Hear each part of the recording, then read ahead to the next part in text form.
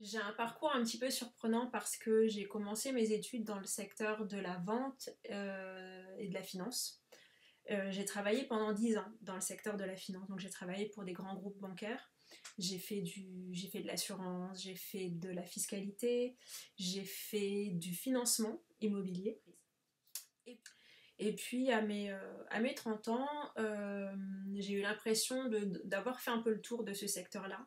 Je me suis dit, même si je change encore de poste ou même si je change encore d'entreprise, je vois pas vers où je pourrais aller qui me ferait me sentir évoluer encore plus.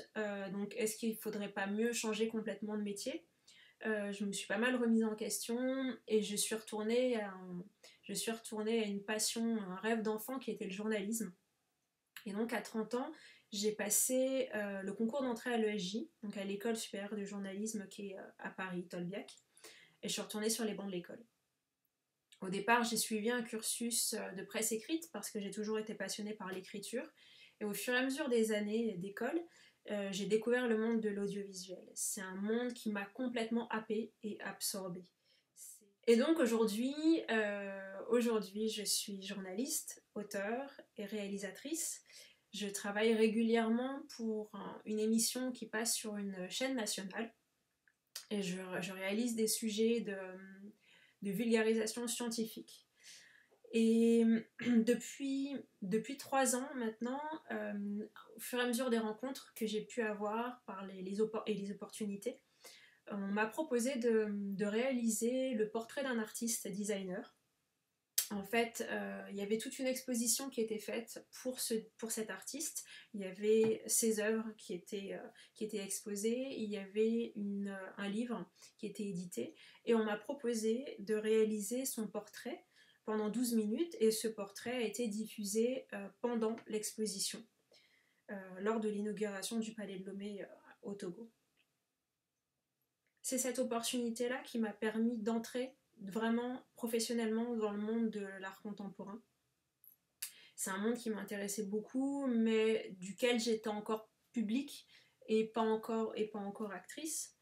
Et donc, au fur et à mesure des rencontres et des idées de ce que j'avais envie de faire, de développer, au fur et à mesure de mes envies de passer de plus en plus de temps en Afrique et de moins en moins en Europe, il y a un an, j'ai créé Engart, qui est mon bébé, c'est mon projet qui me tient c'est même pas un projet, c'est ma vie en fait. Et c'est un hub artistique hybride qui mêle art contemporain et nouvelles technologies. C'est une plateforme qui a pour but de valoriser toute forme de créativité et d'art qui vient du continent africain. Et c'est surtout une vision complémentaire de tout ce qui peut être instinctif, créatif et de tout ce qui peut être cognitif et novateur. Les défis que j'ai rencontrés jusqu'à aujourd'hui, il y en a beaucoup. Il y en a vraiment beaucoup.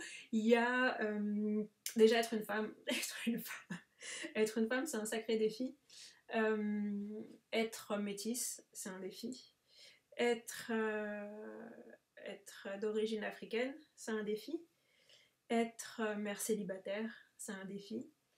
Vouloir être libre et vouloir travailler à son compte, c'est un défi.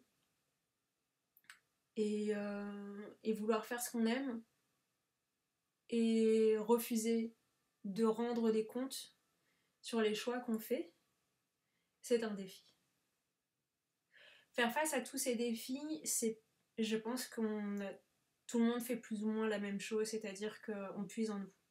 On puise dans nos réserves, on puise dans notre énergie, on puise dans notre confiance en nous, on puise dans notre espoir, on puise dans notre intégrité, on puise dans notre dignité, on puise dans tout ce qui peut nous faire tenir et ce qui peut nous aider à avancer, quoi qu'il arrive.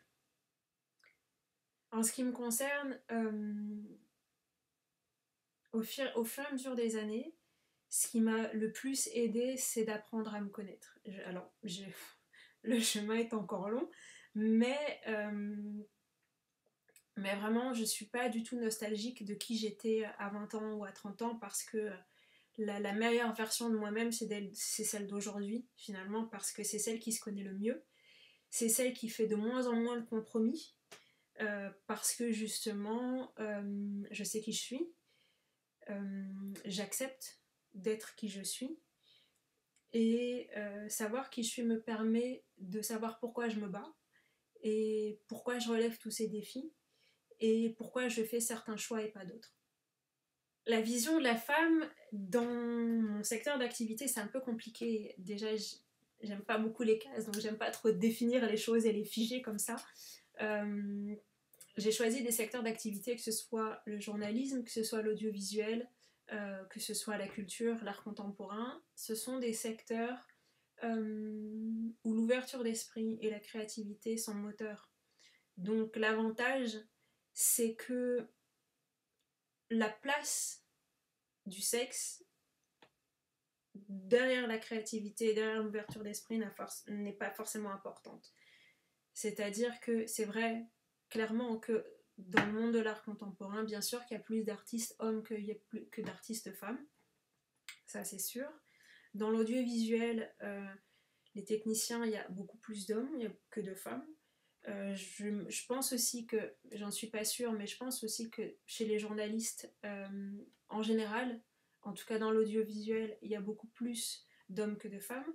Dans le cinéma, en tant que réalisateur, il y a beaucoup plus d'hommes que de femmes.